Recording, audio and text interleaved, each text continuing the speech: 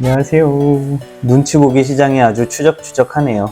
동국제강, 금요일에 했던 동국제강이 같은 지점만 치고 내려왔어요. 아마 이게 1%도 안 주고 내려와가지고 우리가 960원에 샀었는데 40원밖에 안 올랐죠. 이게 1%도 안 주고 내려와서 오히려 더 좋은 거 드릴 테니까 동국제강 사신 분은 그냥 파셔도 됩니다. 동국제강 사신 분은 그냥 파셔도 되고 기다리셔도 어차피 철강주 지금 부국철강 엄청 갔거든요. 부국철강 보여드릴게요. 얘가 좀 단독적으로 지금 가고 있는데 부국철강이 이렇게 막 많이 뜨고 있어요. 좋은 차트들이 다 어차피 가긴 가기 때문에 게다가 이 부국철강 가는 거 보면은 철강주들이 하나하나씩 가긴 가는데 뭔가 그냥 철강주 하면서 이거 먹고 나오겠다, 손절 안 하고 먹고 나오겠다 하시면 이것도 괜찮아요. 다시 내일 양음양 패턴으로 올라갈 거 노려도 되는데 이거 드릴게요. SPG 로봇주 유명한 거 아시죠? SPG 차트가 너무 좋죠. 21선 잘 지지하고 상승 턴까지 완벽하게 절반 이상 턴했습니다.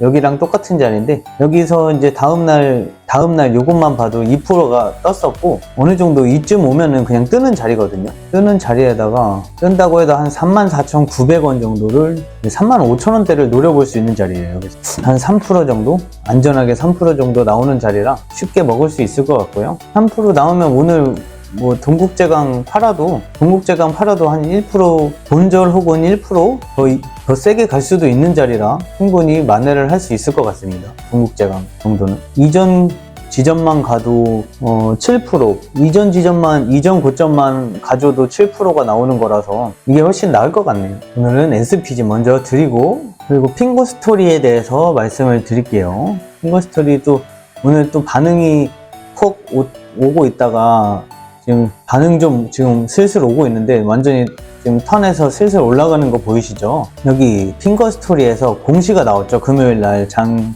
끝나기 조금 전에 공시가 나왔는데 CB 전환이라고 이제 이전에 어떠한 기업에서 돈을 빌려주고 이제 주식으로 조금씩 나눠서 받아가는 형식으로 지금 4회째 CB 발행이 됐는데 이거는 원래 그 전부터 예정이 돼 있던 거예요. 그리고 그 기업이 1953원에 받기로 돼 있었나 봅니다. 1953원에 받기로 돼 있던 주수가 486,430주.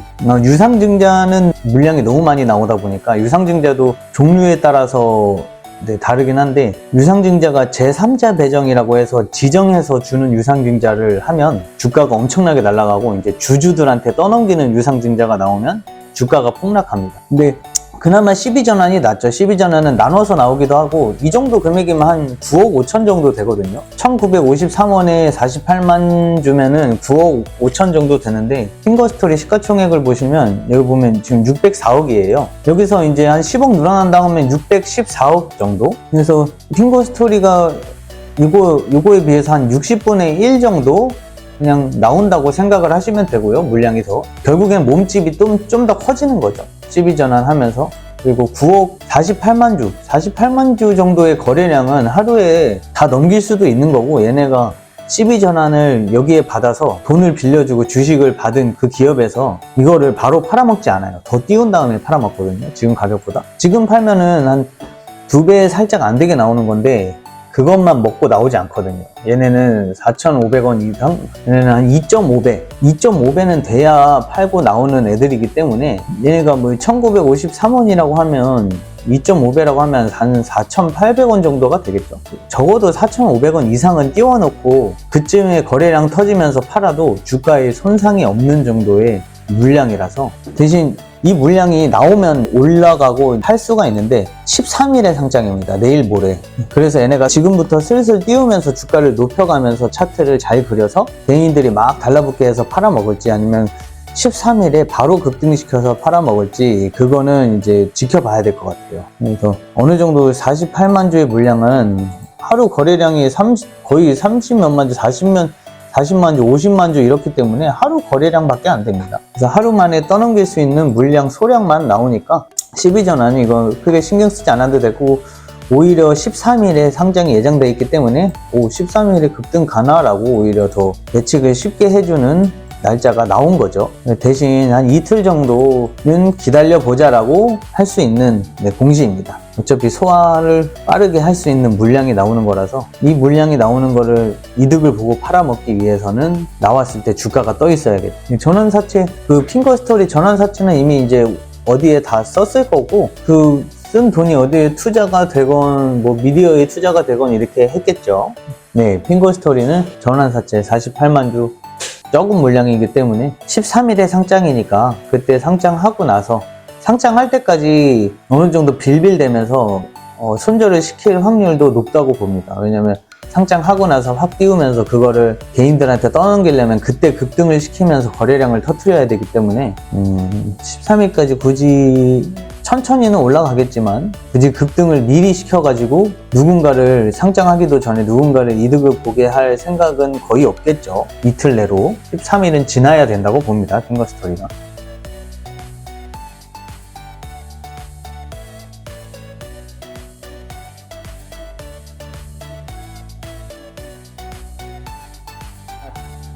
오늘 시장이 눈치 보기 시장이라 빈약해요. 보합선 그리고 빵프로 수준에서 왔다 갔다 머물고 있는 시장이고요.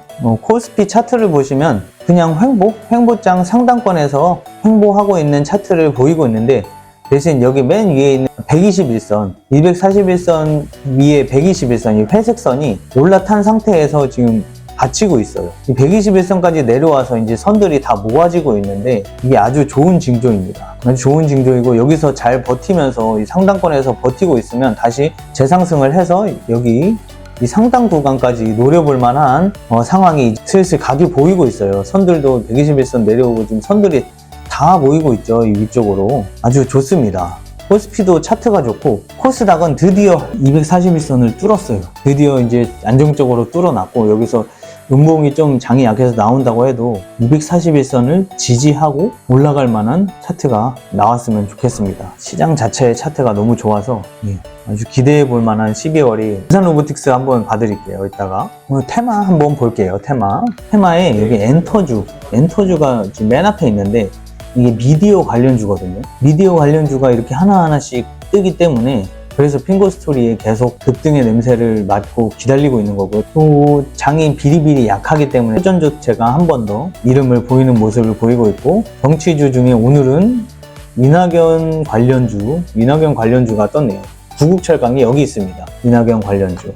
오랜만에 보네요. 이낙연 관련주로 제일 유명한 게 남선알미늄, 이랜드, 범안건영 뭐 이렇게 있죠. 주연테크도 있고, 그리고 오늘 미디어도 여기 섞여 있는데 메타버스 관련주도 이제 따라서 뜨고 있고, 의료 AI 쪽에 코어라인 소프트 이게 있습니다. 의료 AI도 장이 좋던 안 좋던 계속 의료 AI도 AI인지라 계속해서 이름을 보여요. 그리고 2차 전지 중에는 계속 보던 거 다 같이 가는 게 아니라 얘네들만 세고 얘네들만 주목을 받고 있습니다. 한농화성, 레이크 머티리얼즈, 이수 스페셜티 케미컬, 그 다음에 5G, 6G 이동통신 장비 중에 한때 대장으로 불렸던 RFHIC가 오랜만에 이름을 보이네요. 차트 한번 볼까요? RF. 이렇게 오랜만에 이름을 보인 만큼 진짜 많이 떨어졌어요. 그 전에 정말 5G 대장이었는데 이렇게 주목을 못 좋은 주식도 이렇게 주목을 못 받으면 여기서 팍 떨어져요. 이렇게 떨어져서 이렇게 오랜만에 이제 하락폭을 그대로 그냥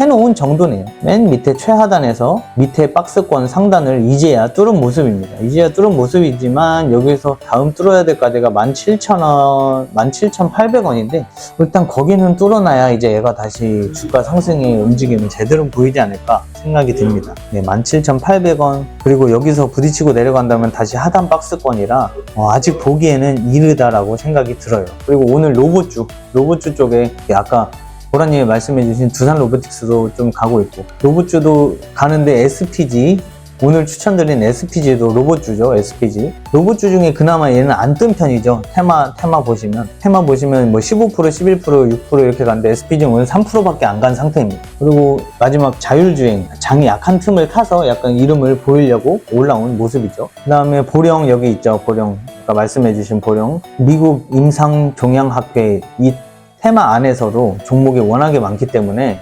돌아가면서 뜨는 모습이에요. 그래서 이 제약 안에서도 이렇게 뭐가 손꼽혀서 튈지 모르는 주식. 그리고 자율주행 여기 또 있네요. 덤이동. 덤이동의 실적은 되게 안 좋은데 자율주행 뜬다 하면은 얘가 좀 민첩하게 움직여요. 약간 철강의 부국철강처럼 자율주행의 덤이동 이렇게 비슷한 성격으로 보시면 될 것 같습니다. 그다음에 화장품주가 좀 뜨고 있어요. 화장품주. 화장품 중에 예전에 했었던 게 코리아나 있죠. 코리아나 한번 볼까요? 오랜만에.